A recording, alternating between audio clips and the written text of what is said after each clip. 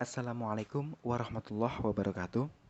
Di sini saya Muhammad Lutfi Alfian akan menjelaskan tentang persiapan lahan kering, lahan basah, dan suboptimal. Lahan kering. Lahan kering didefinisikan sebagai hamparan lahan yang tidak pernah tergenang atau digenangi air pada sebagian besar waktu dalam setahun atau sepanjang tahun.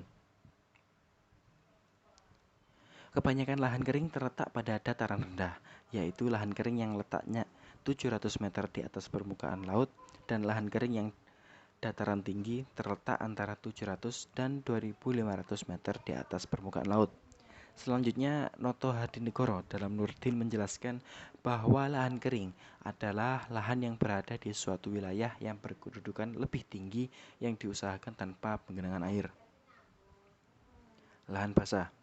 Lahan basah adalah daerah-daerah rawa, payau, lahan gambut, dan perairan tetap atau sementara dengan air yang tergenang atau mengalir, tawar, payau atau asin, termasuk wilayah perairan laut yang kedalamannya tidak lebih dari 6 meter pada waktu surut. Lahan basah memiliki peranan yang sangat penting bagi kehidupan manusia. Fungsi lahan basah tidak saja dipahami sebagai pendukung kehidupan secara langsung, seperti sumber air minum dan habitat beraneka ragam makhluk, tapi juga memiliki berbagai fungsi ekologis seperti pengendali banjir, pencegah intrusi air laut, erosi, pencemaran, dan pengendali iklim global. Selanjutnya yaitu lahan suboptimal. Lahan suboptimal merupakan lahan yang telah mengalami degradasi yang mempunyai kesuburan yang rendah dan tidak mampu mendukung pertumbuhan tanaman secara optimal. Teknologi pengolahan lahan, hara terpadu, dan konversi tanah dan air diharapkan dapat meningkatkan produktivitas tanah pada lahan suboptimal.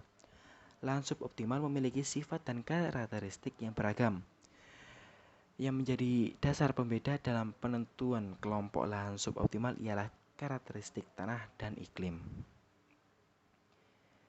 Persiapan dan pengolahan lahan kering. Yang pertama ada ameliorasi tanah. Dalam pengolahan lahan kering, kegiatan tahap awal yang harus dilakukan adalah bagaimana kita dapat memperbaiki kualitas tanah sehingga produktivitasnya dapat ditingkatkan. Kualitas tanah yang merupakan sifat tanah menggambarkan tanah tersebut sehat, mempunyai sifat tanah yang baik, dan produktivitasnya tinggi. Nomor 2, yaitu peningkatan produktivitas lahan dan produksi tanaman secara berkelanjutan. Dalam hal ini, teknologi yang sesuai mengatasi kendala utama dalam pertanian lahan kering seperti air, unsur hara, dan erosi, yaitu dapat dilakukan dengan pendekatan tanaman dalam kurung komoditas dan sistem pertanaman.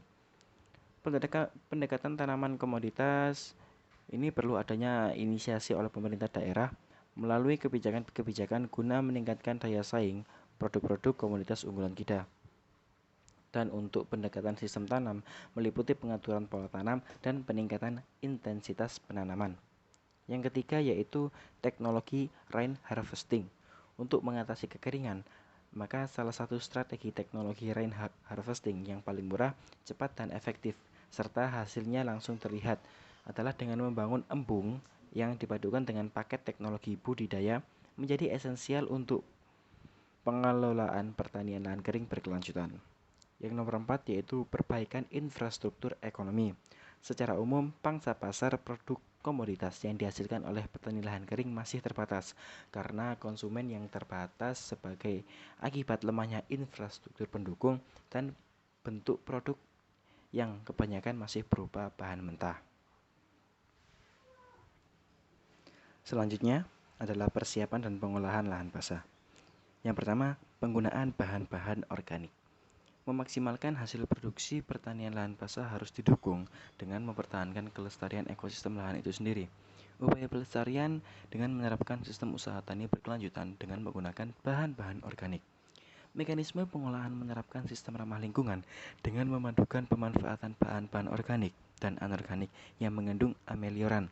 Amelioran adalah bahan untuk meningkatkan kesuburan melalui perbaikan kondisi fisik dan kimia tanah. Zat ini sangat penting untuk menyuburkan lahan marginal di dalam tanah lahan basah yang memiliki kadar pirit atau keasaman tinggi. Nomor 2 yaitu meninggalkan pola pengolahan lahan dengan sistem membakar. Beberapa petani mulai meninggalkan pola pengelolaan lahan dengan sistem membakar hasil panen karena petani mulai memiliki kesadaran bahwa dengan membakar sisa hasil panen, terutama di lahan kering atau di musim kemarau, dapat mengakibatkan asap yang dapat mengganggu kesehatan masyarakat. Kebakaran lahan basah jauh lebih berbahaya dan merugikan dibandingkan dengan kebakaran hutan biasa. Yang nomor 3 yaitu pengolahan air. Ada klasifikasi lahan basah berdasarkan hidrotopografi. Yang pertama, lahan kategori A. Lahan dapat dialiri melalui air pasang, baik pasang maksimum maupun pasang minimum. Lahan kategori B. Lahan dapat dialiri selama pasang tinggi saja dan berlangsung antara 6-8 bulan dalam setahun. Lahan kategori C.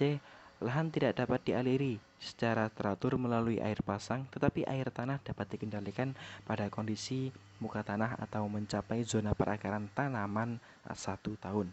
Lahan kategori D.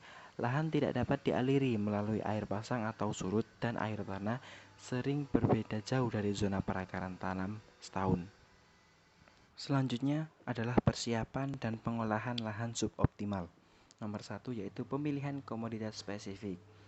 Lokasi pemilihan komoditas spesifik dan sesuai agroekosistem lahan suboptimal merupakan teknologi yang tepat yang harus dilaksanakan sesuai dengan kondisi dan tipologi lahannya. Di sini penggunaan varietas unggul juga perlu dikembangkan pada lahan ini.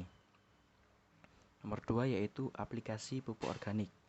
Pemberian bahan organik merupakan salah satu cara untuk memperbaiki beberapa sifat kimia tanah lahan suboptimal. Nomor 3 yaitu pertanaman dengan sistem aerob.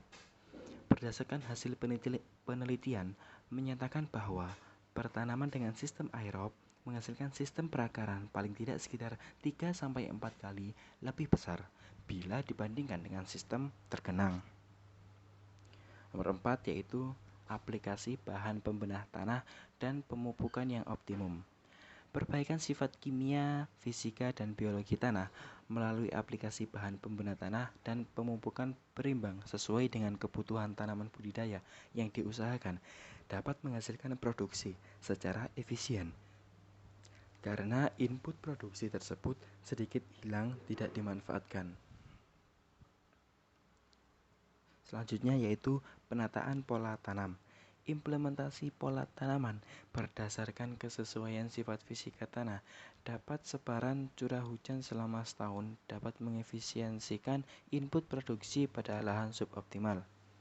Intercropping merupakan suatu alternatif yang dapat diaplikasikan dalam upaya keanekaragaman pangan dan kelestarian lingkungan. Yang keenam yaitu konservasi tanah dan air. Teknologi konservasi tanah dan air dapat diaplikasikan khususnya untuk daerah yang memiliki topografi berombak hingga berbukit dan berkemiringan lereng agak curam hingga curam dengan tujuan kesuburan tanah tidak merosot tajam karena erosi tanah dan produksi tanaman dan pendapatan petani yang dipertahankan. Yang terakhir yaitu pemanenan air. Jumlah curah hujan yang turun dalam setahun pada daerah iklim arid dan semi-arid berada dalam kategori rendah. Sementara selama musim pertanaman terjadi peningkatan laju evaporasi. Hujan yang turun biasanya lebat dan tanah tidak dapat menyerap semua air hujan yang volumenya besar dalam waktu singkat, sehingga volume air limpasan permukaan besar yang pada gilirannya menyebabkan defisit air bagi budidaya tanaman, perkebunan dan ternak. Pemanenan air hujan dapat menekan aliran permukaan dan meningkatkan produksi beberapa tanaman pangan. Terima kasih, semoga bermanfaat. Wassalamualaikum warahmatullahi wabarakatuh.